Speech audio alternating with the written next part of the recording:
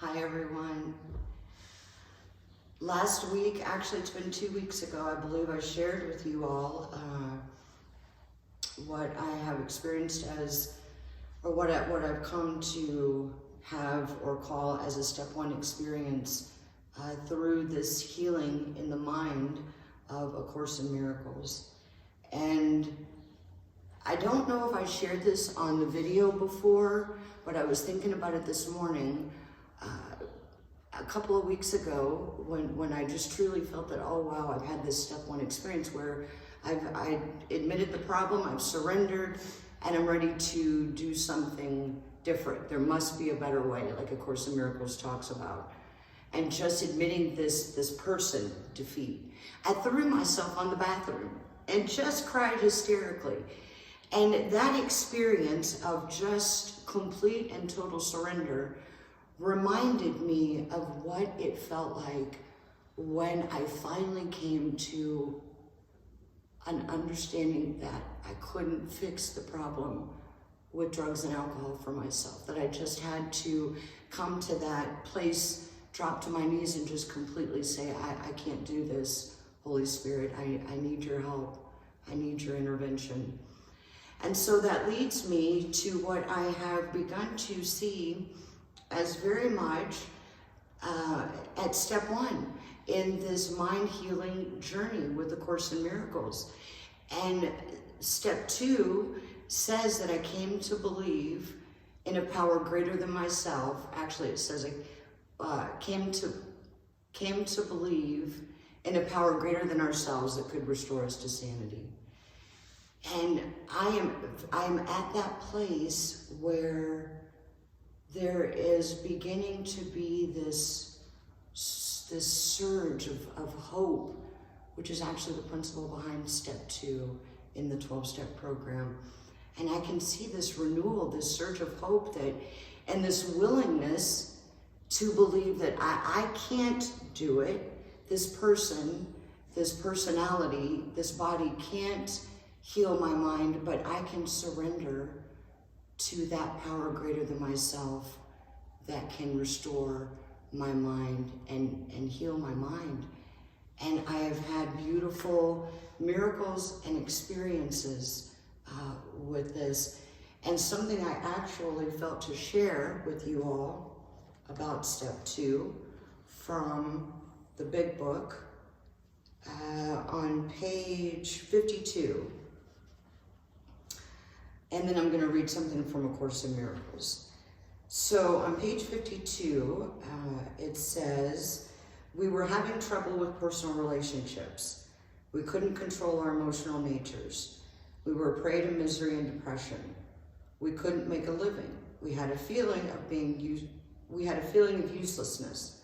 We were full of fear. We were unhappy. We couldn't seem to be of real help to other people. Was not a basic solution of these bedevilments more important than anything else? Well, of course it was. When we saw others solve their problems by a simple reliance upon the Spirit, we had to stop doubting the power of God. Our ideas did not work, but the God idea did. And I am really beginning to have this recognition that the crazy voice in my head, the ego, the thoughts that tell me that I can control pieces of my life. Oh, Holy Spirit, you've got these areas, but you can't possibly heal my mind and show me my true self. Like, I've got to figure that out. Or just any little piece of what I call my life, right? Where I feel like I have to control it and I have to figure it out. It so much feels like in A Course in Miracles, Jesus talks about private thoughts. And it so much feels like holding on to private thoughts of pieces of my life that I feel like I can control and I can manage. And I find that when I do that, that's when those bedevilments, that's when the insanity, the ego just takes over, and I lose sight of just the singleness of purpose, which is just to come back and honor the healing in the mind, come back to the light, which brings me to lesson 34 of A Course in Miracles. And this lesson is, I could see peace instead of this. So if step 2 is about came to believe that a power greater than myself could restore me to sanity or peace, because I admitted complete defeat in step 1, that I can't do it. I have no power. As this person, as this ego, I have no power. But there is a power greater than that I can tap into. My higher self, my higher power. It doesn't matter what word we use, but I can tap into that, and that can restore me to sanity. That can restore me to peace. And when I'm willing to just step back and pause and embrace that, it works. It really does. It works every single time. It works. So from lesson 34, I could see peace instead of this. Peace of mind is clearly an internal matter. It must begin with your own thoughts and then extend outward. It is from your peace of mind that a peaceful perception of the world arises. I can replace my feelings of depression, anxiety, or worry, or my thoughts about this situation, personality, or event with peace.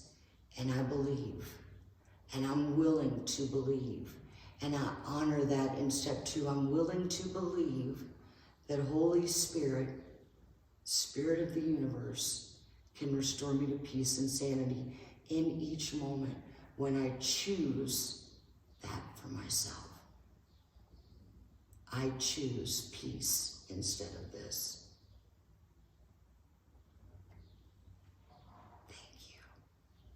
Thank you. Thank you.